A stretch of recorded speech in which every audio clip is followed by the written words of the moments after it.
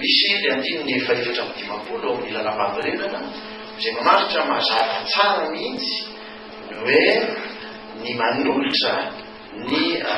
prime ministre dia ny antoko politika na fivangoana na antoko politika maro anisa ao amin'ny antenimera. Raha ny tena saiko tamin'izany fotoana izany satria amiko dia mazava be famakiana izany dia tsy tokony nasiana akory azo lazaina hoe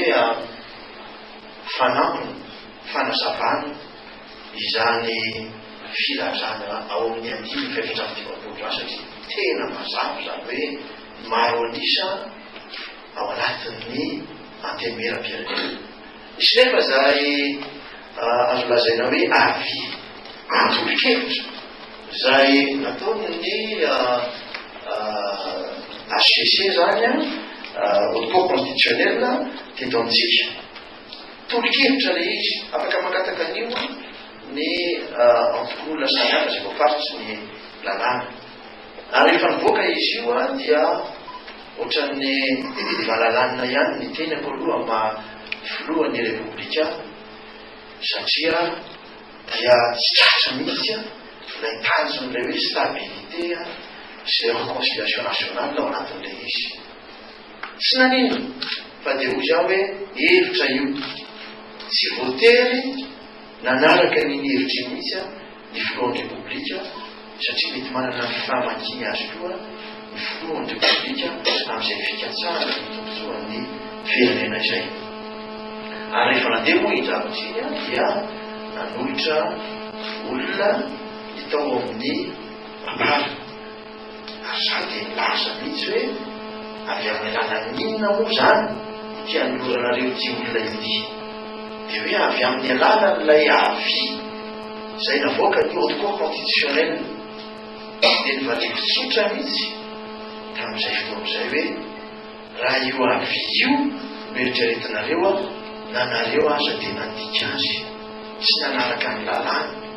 satria raha vakiny io avi io ka iverinareo fa io tokony ampiarina dia voalaza tsara mihitsy ao anatin'io avi io fa tokony isy fampidiniana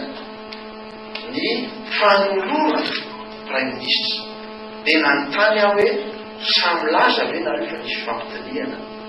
valiny tsy misy fampidiniana karaha izany dia aizao ny lalàna. Fa anelanelana izay fotoana rehetrarehetra izay dia niany anandamina amin'izay hoe ahoana ny tokony ho atao amin'izy ity. Amiko dia matoa nisy ny fisalasalana dia everiko fagama tsy ray saratra ihany koa ny any amin'zareo fa dia zareo tena tokony manolotra tanteraka amin'ity zavatra ity satria teo an-daniny dia nisy fanolorana ihany koa avy amin'ilay hoe PMP. Za zany dia sahirankevitra eo alohan'izay hoe mety samy tsy mafeny fepetra daholo na ny an-daniny na ny ankilany teo amin'ilay izy. Gaga isika zao momaly ary ny tenako dia nisan'ny gaga rehefa niteny tamin'ny vitivity taminareo mpanao gazety androany fa nisy filazana maly tao anatina tsy haiko na point de presse na conférence de presse izy io nataony mapary hoe dia efa aty amiko ny anaran'ny prime ministre sy ny anaran'ny mpikambana gouvernement. Zany somary nataratara kely any io mbola niandry nanamarika hoe hoe jereo daholo ny atota taratasy izay misy ao hoe tena nisy marina ve zany fa sotsika no tsy nahita tsara letra fa amin'izao ora zao zany dia raha lay avi zany no rahany zareo dia mbola tsy tonga eo ampelantanako izany zavatra zany. Teo anelana izay fotoan'izay dia nifandinihako an'io article 54 io dia mifototra ilay antsoiko dia hoe le stabilité sy lay réconciliation nationale ary zay foto-kevitra lehibe tokony hibaiko antsika. Tsy afaka miantotsy filoha republika tsy azo satria ny raha-pirenena tsy azo kontrolana. Everiko angamba fa efa ampy zay fotoana rehetra zay ny fandraisana lahatra ary tsy maintsy namozo efa namozo ireo hery ara-politika rehetra misy ao amin'ny antenimera laza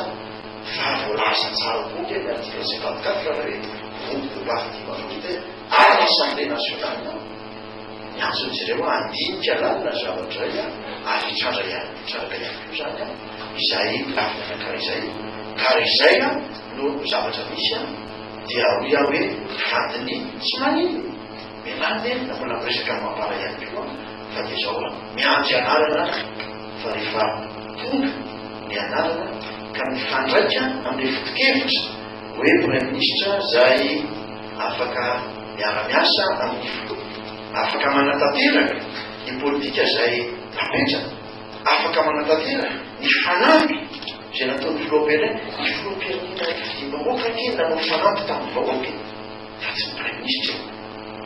ka io zany hoe rehefa feno zay fipetra zay ary ao anatin'ny fiderena ny tombotsoa ny firenena sy ao anatin'ny fihavanam-pirenena